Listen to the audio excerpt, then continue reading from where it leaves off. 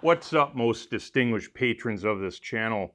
No, you're not drunk. The camera angle's all wonky. So I thought today's video I would do a little bit behind the scenes for you guys, since I've had a lot of people ask about it, and give you a kind of an idea of what it's like to run a YouTube channel and everything regarding that, including what YouTube pays me, because I think it would be important for you guys to know, because if you want to start your own channel, you need to know kind of what you're in for, what you're up against, and what you might actually make, and everything about that. So I'm going to give you a little bit behind the scenes on how I make videos, as well as all of the details on running your own channel. So that's what we're going to cover today. Let's get into it. So I've been running this channel for like a year and a half now, and my expectations are completely blown out of the water. I kind of anticipated having maybe a couple thousand subscribers at the year and a half mark, and I'm almost at 25,000, and I'm very thankful for all of you. So that was far exceeding my expectations, but also how people are helping each other in the comments. I really appreciate the comments that people make and how people give advice to other people, because that's so valuable. I'm one person, I can only share so much, and I'm wrong on occasion. I try and be pretty thorough to where I'm not, but hey, I'm wrong, I'm human. And people's advice in the comments has gone a long way to help other people, and that's a great thing. So by all accounts, everything is far greater than what I would have thought. So the reason I'm sharing that is because if you're thinking of starting a YouTube channel yourself, I would highly recommend trying it for at least a year. Now, with that said, I'm going to be upfront and honest during this whole video and share all the details of what it takes to run this channel, so you guys have a better idea. Not just for if you want to run a channel, but because maybe you're curious about what it takes, or maybe it'll put things in perspective for you to understand, like, this isn't a simple few hour a week commitment that I have going on. It's a literal investment that I put into this channel. So all of those things will be kind of sprinkled throughout this video. So the first thing I want to talk about is the video editing process and the equipment I use. When I started this YouTube channel, I actually used this exact cell phone. I believe it's a iPhone 13 Pro Max. And that's how I started the channel, was that and a simple wireless microphone. That progressed into a Panasonic GH5 camera that I use for filming, along with a wireless microphone. And that unfortunately got stolen from me maybe a month or two ago from when I'm shooting this video, and I had to get a new camera. And unfortunately, I was faced with a supply issue where I couldn't get the same camera I had, the GH5, and I decided to spend more money to upgrade to a different camera. And I went with a Fujifilm X-T5 camera and this wireless microphone system, which is Hollyland. I've used Hollyland wireless microphones for a long time, and I've never really had any issues with them, so I stuck with them, and I like it. It works good, and this little case recharges everything, so very convenient. If you want to start a channel, worry about the audio quality more than the video. Make sure people can understand you and hear you. Buy a good wireless microphone with the rechargeable case. It saves you so much time. Anyways, equipment-wise, I'm not an expert at all in cameras or videography or any of that, so I can't really give you a whole lot of advice with that. Fortunately, for the types of videos I shoot, not having the greatest audio or video isn't really a detriment. Same thing with video editing. I mean, don't get me wrong, I'd love to have lots of graphs and diagrams and video and three-dimensional drawings, but I don't have the time to screw around with that as much as I would like, therefore I'm more limited. But my channel still gets my message across, which is really effort to help people better their skills. So anyways, back to what I was talking about. The equipment that you need to start a channel is a decent camera, video camera, decent amount of memory, and preferably a decent computer for editing, but you can technically do it all off of a cell phone.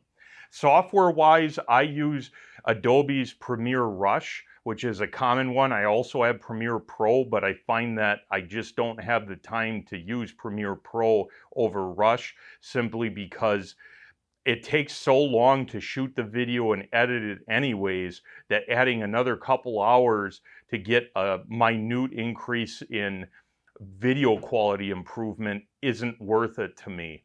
And now I know that video quality matters and I can always do better in that respect, but time frame wise, it's like, do I want to get one video out a week or 3 helpful videos? That's kind of what I'm faced with. It's always a battle of what do I do and how short to make it and what quality is acceptable, simply because the time commitment that I have is somewhat limited. So speaking of that, you got an idea of the equipment I use in the software. Let's talk about the time investment. So when it comes to a time investment, that's the biggest hurdle with running a YouTube channel. And it's probably why a lot of channels end up failing, at least in the short run. I personally can only vouch for how much time it takes me to run this channel. I don't really talk with anyone else that has a YouTube channel, so I don't really know how much time other people spend, but universally, I think anyone who runs a channel is invested heavily into the time aspect of running it. For me personally, running the channel, most of my time is spent editing videos. I can actually create a functional video in a pretty small amount of time, like maybe a half an hour to an hour's worth of actual filming. The problem is that, well, that's best case scenario, and that's when mistakes don't happen. I can't count how many times like a battery died on the camera or battery died on a microphone or anything like that. Next thing you know, you got to reshoot something because it's lost. And you got to remember, I'm the only one filming anything, so I can't watch the camera and make the content at the same time. So that's how mistakes get made. There's nobody watching anything here. So from a time investment, a standard video for me that's say 20 minutes long is going to take about 2 to 3 hours worth of filming to produce. It's going to take probably about 2 to 5 hours to edit, depending. It might be closer to the 5-hour mark, plus time to upload and create a thumbnail.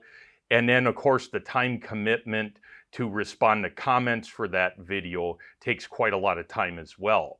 Now, for me personally, I spend probably about 14 hours a week to 20 hours a week just editing content. And then from a response standpoint, I spend about an hour and a half to 2 hours every day responding to comments. That probably seems like a lot, and I got to admit, I didn't really think of how much that really is until, well, I'm shooting this video now. But on a safe guess bet, I would say that running a YouTube channel like I have, my channel, is a probably 25 hour a week minimum commitment. And realistically, I know I'm over that most of the time. But as a bare minimum, that's what I would be looking at. Now, if you wanted to start your own channel, you can anticipate the same or likely more. And again, it depends on the type of content that you're producing as to how much time it takes. If you're heavy on the video editing, then you could easily double the time frames that it takes me.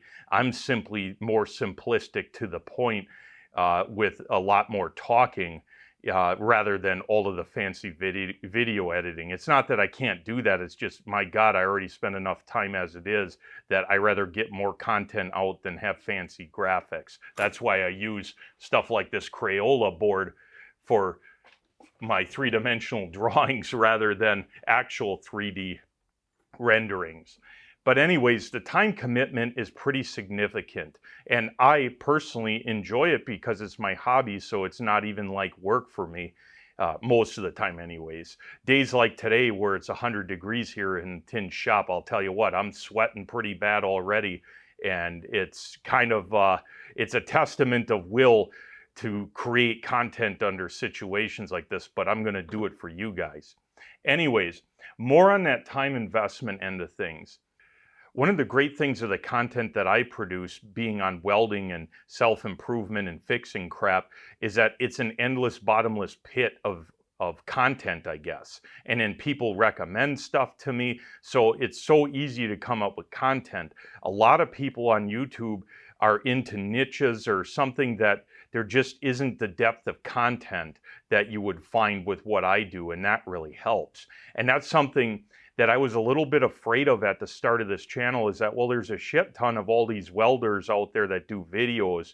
I'm just going into a saturated market. I have nothing to offer, etc. You get the idea. And then after running this channel for a year and a half, I realized that's simply not the case. My fear was overblown on that.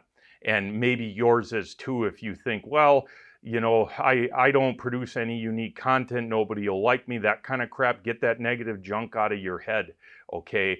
The thing is about YouTube is that every creator is unique. I'm unique to me. My sense of humor might not be your sense of humor, and your sense of humor millions might like. So don't sell yourself short. Don't say, well, nobody's gonna like my content. Well, it is content, but it's also you. And if they like you, they'll probably like your content. So don't be afraid to start somewhere. Okay, and speaking of starting somewhere, the most important thing about any YouTube channel is you have to start one. If you don't start one, you will never have a channel. You will never even have the possibility of success. And you don't need that much money to start one. You just need a decent camera or something and a decent audio, so a decent microphone, and just put some content out there and put effort in. And it pays. You have to respond to people. I'm terrible at it. I try and do the best job I can, but I'm telling you, the more you interact with people and try and help them, the better off it is, well, for the world, but it's also better for your channel. Your channel will grow if you interact with people and help them out, because that's really the point I see of YouTube. Is it's not just for entertainment, it's also to try and help people out and make the world a better place. With that said, let's talk a little bit about the extreme costs of running this channel. Welcome to the concrete floor of the tin shed here. So luckily, the costs of this particular YouTube channel aren't extremely high.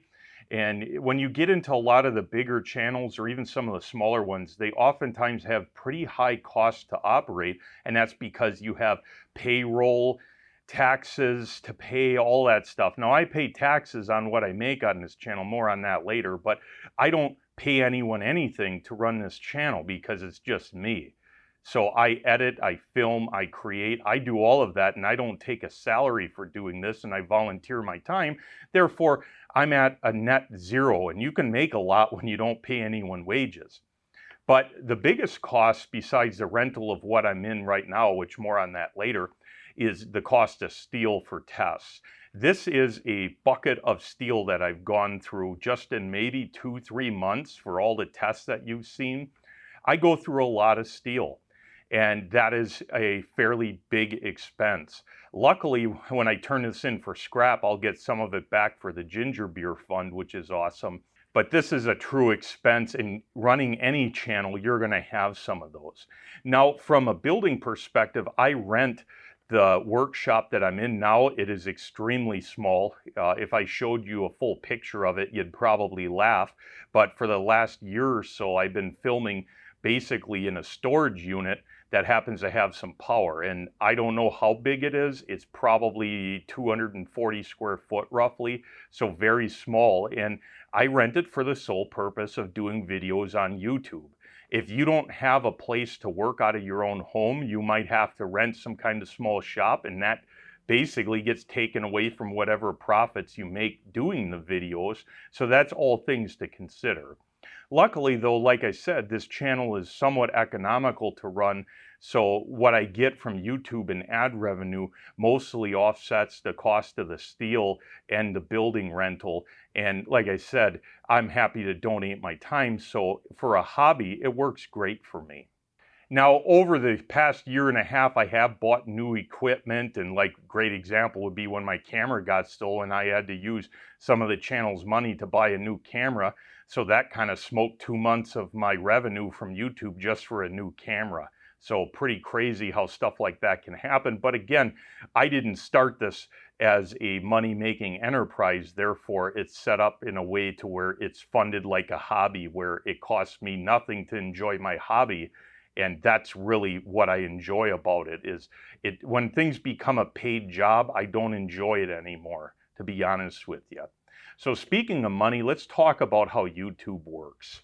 So YouTube's pay structure is probably the most confusing thing I've ever had to deal with, and I'm not an expert on it, nor is pretty much anyone on the internet, because every time you come up with some way that this works, there's always an outlier that doesn't work. So I'm only going to be accurate to like my channel, but it should give you an idea for you in the future. And it's so complicated. I'm going to just dumb down, not because you guys are dumb, but because I am, how this all works. So YouTube pays content creators like me and like your favorite channel based on a number of metrics. A lot of people think it's the number of subscribers you have. That's not the case. You could have a channel that has 100,000 subscribers that makes more money than a channel with 1 million. Now, I doubt that's going to be common, but it could happen. And the reason is simple. Number of subscribers has nothing to do with how many ads people watch. Because if you have a lot of subscribers and they never watch your videos, they're not watching ads, therefore you're not going to get paid anything. And your YouTube pay mostly comes through ads that people watch. Okay, so no viewing time equals no ads equals no money. So watch time and views on a video are more important than any kind of subscriber count. And watch time is kind of complex. So on this channel, I enable monetization on some videos, not all of mine.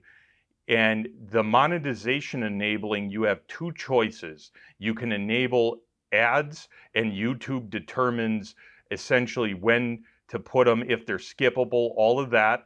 And that is at the start of the video. And then you can also enable mid-video ads.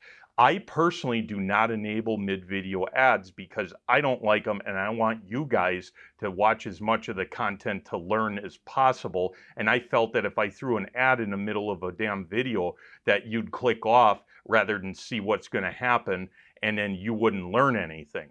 So my content, I don't enable mid-video ads, but that is a lot of money that I'm likely giving up by skipping that. Okay, because again, pay comes from time watched of ads. So how much of a video a person watches matters, and how many people watch it matters. Now, YouTube claims that they have what's called, well, I call it a 68-32 rule. What they claim is that of the ad revenue that your channel generates, they pay you 68% and they keep 32% for themselves. Now, you might think that that's pretty greedy, but honestly, from my take, I don't think it's that bad because one, I don't have to pay for the hosting of multiple gigabytes per video, and I have 300 videos. Like, I can't imagine the actual cost to store all of my videos. So 32% based on them providing the audience, them providing all of the data storage, and them providing the search engine to find it, I don't think that's too unfair. What I find odd about this is that I have no way of knowing what the true amount of ad revenue that YouTube has made on my content on this channel. They don't share that information. So I simply get a deposit of an amount at the end of the month, and I have no way to know if that is actually true or not. Now, I'm going to not be a conspiracy theorist, but to me that seems like the lack of being upfront about the total ad revenue and seeing their end of things. How do I ever know that I'm actually getting paid 68%? I don't know. And that's something going into the future is going to be really interesting, because if any information ever were to be released that you aren't getting paid what you should be, you can imagine where that would go. So quite interesting. Now, more on ads and monetization. For a long time on my channel, I never monetized anything. There are certain benchmarks you have to get to as a channel to be able to monetize. I'm long past those, but it doesn't take too long if you make at least a decent amount of content and respond to people to hit the point that you can be monetized. And once you can be monetized, you can turn on ads. And again, ads via views are how you get paid. Now, a channel like mine, where I mainly make like non-clickbait content and I get a fair amount of views, but my content isn't really directed to get millions of views because it's not relevant to everyone.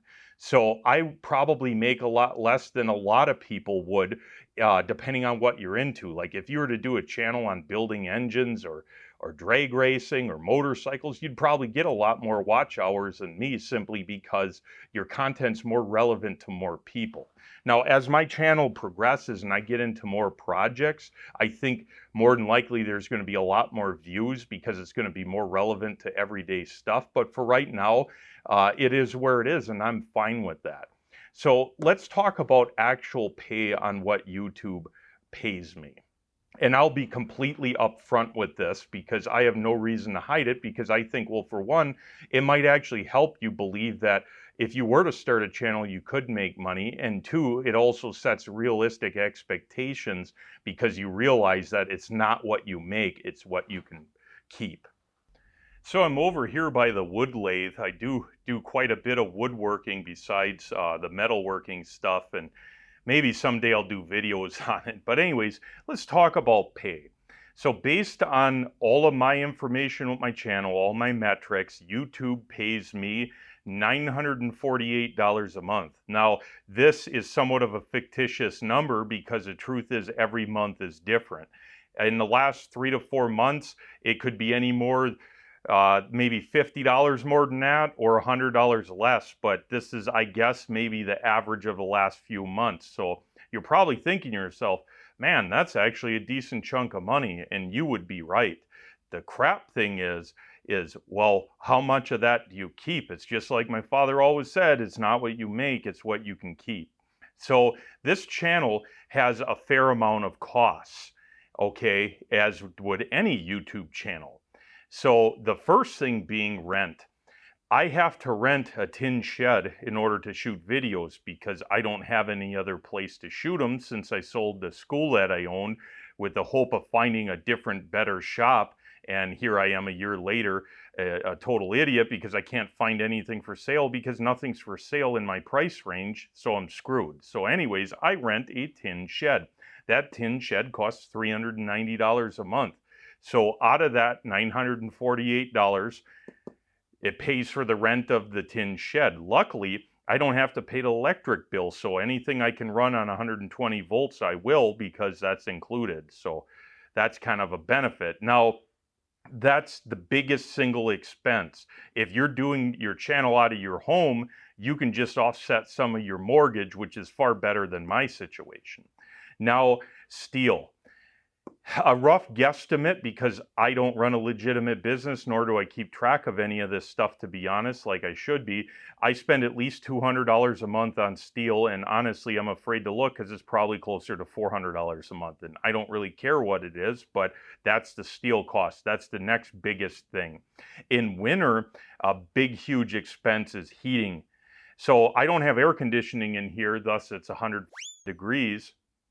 And in winter, I have to pay for propane to heat it because I get really cold and can't function when I'm cold. Heat doesn't bother me as much, so that's an added expense. Equipment expense. Now, I have a bunch of welders I bought. I don't really count that in here. The reason is that I generally buy and sell and trade shit all the time, and that's what buys my new welders. So like my Miller Dynasty, I bought that because I sold 3 other things I own. So my initial investment, yeah, it was a lot of money, but then I trade everything in over time to get what I really want. And that's kind of how I function. So equipment costs are more or less like, okay, my camera got stolen. I need to spend $2,000 on a new one with a microphone, or I don't have a channel. So that's more or less $300 a month average. And again, that does not include all the other stuff that I buy as part of running this channel. And then, of course, the time commitment. I don't pull a salary, nor is there one to pull out of the ad revenue anyways, but my time is free, but it is an expense. I could easily be working 30, 40 hours a week besides my normal job and making more money on the side, but I do this because I want to help people, and to me, that time is well, it's free. I don't charge for it, but it's worth it to me because of the satisfaction I get from spending the time shooting videos. Now, if you were to start your own channel and you had better control over this and the type of channel you were running just made sense from an economical standpoint, you could do far better than I could. But this is a realistic amount of what I would expect if you're at about 25,000 subscribers and getting a fair amount of views in a month. And honestly, it's not that bad because for me as a home hobbyist type, I enjoy it because it pays for me to experiment, and that's all I really want to do is experiment and teach people. Now, there's a couple other things I didn't include in this. This is before taxes.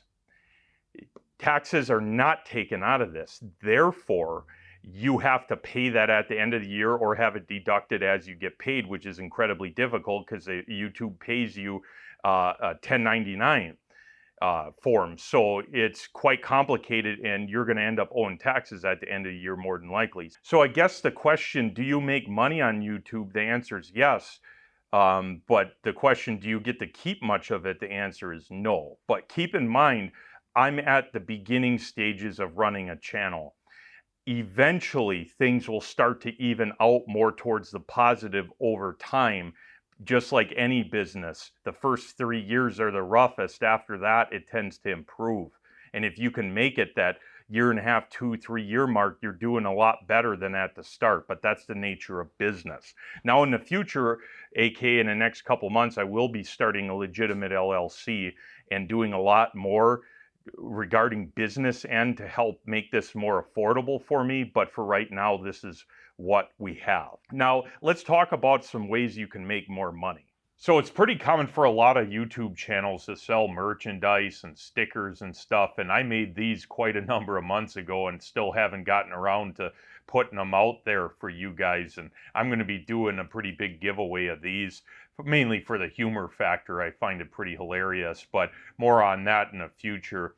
But anyways, selling merchandise and stickers and stuff is a good way to, well, to boost fans and to get people involved, which is kind of good. And in the future, I'm going to dabble into more of that kind of stuff. The truth is that I simply spend so much time editing and making content and talking with people and all of that.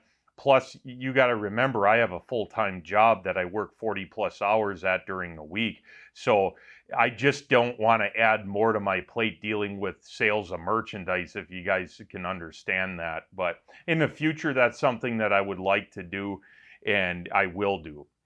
But anyways, I think I covered enough about the financial end. I'm going to talk a little bit about my credentials and my background for those of you that are curious about it, because, well, I haven't really done much of that in any video. And then we'll go to conclusion. So I don't know if you can tell, but in my past jobs, I was a professional organizer and I have OCD.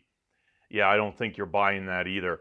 But seriously though, I've had quite an interesting past and a lot of experiences.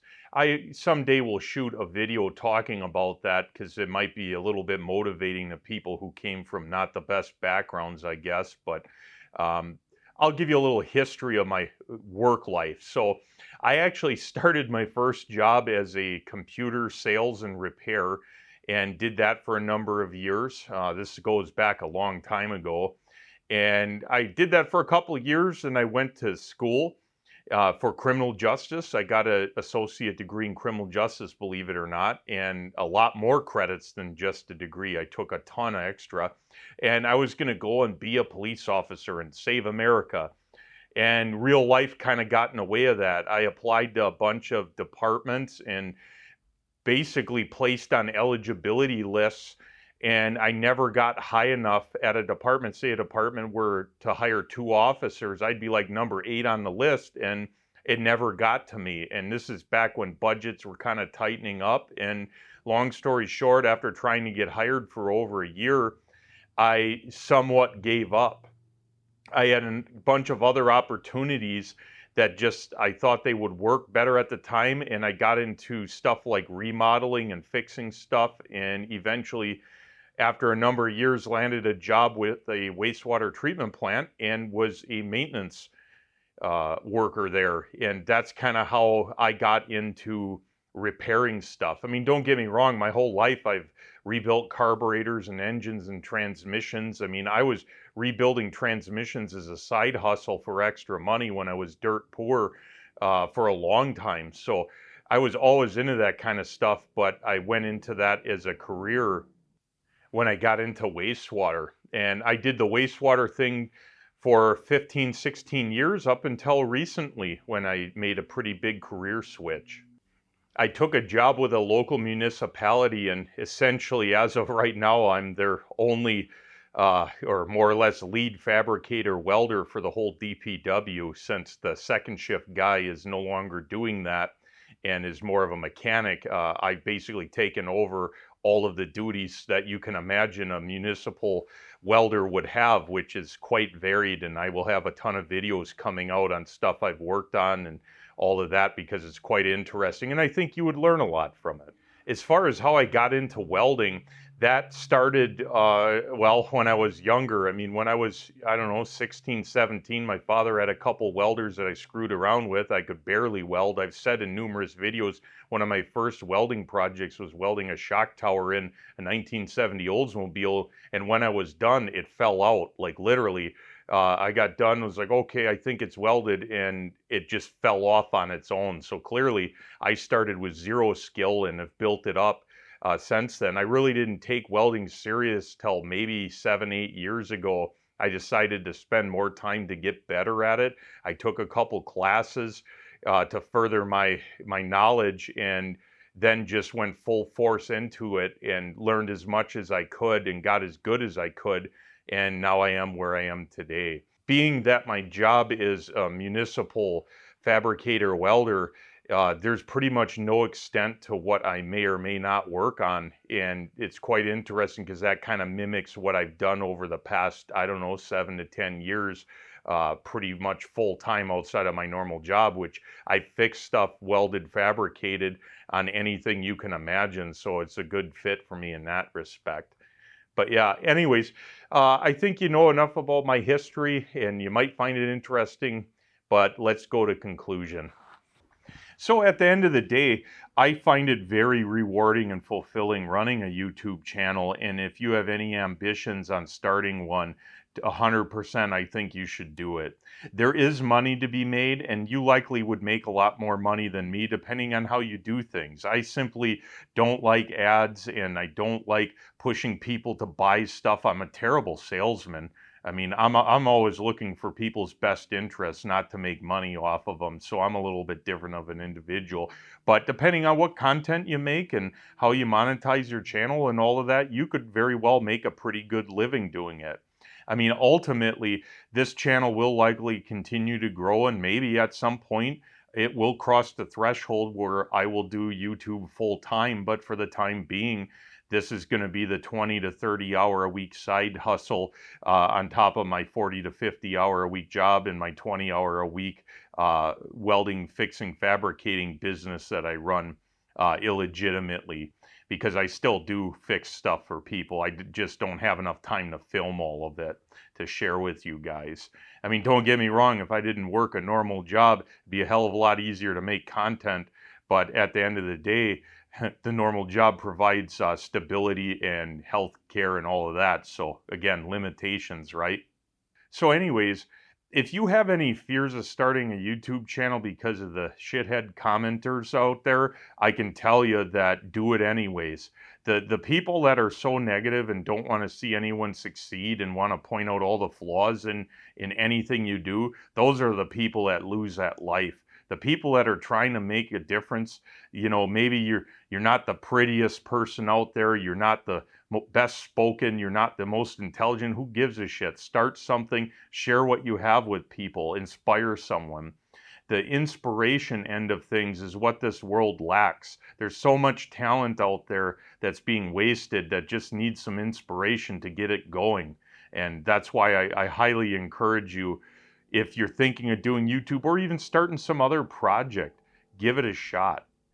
You don't know where things will go. And like my father always told me, you can't get hired for a job you don't apply for. Well, you can't get to some high levels of success or where you want in life if you never try. It's all about giving effort and failing at a few things, and hopefully at the end of the day, end of the week, end of the year, something improves a little bit. So with that said, hopefully you learned a little bit about running a YouTube channel and my thoughts towards it, as well as my experiences and my qualifications, which are none, and I hope to see you around again. Until next time.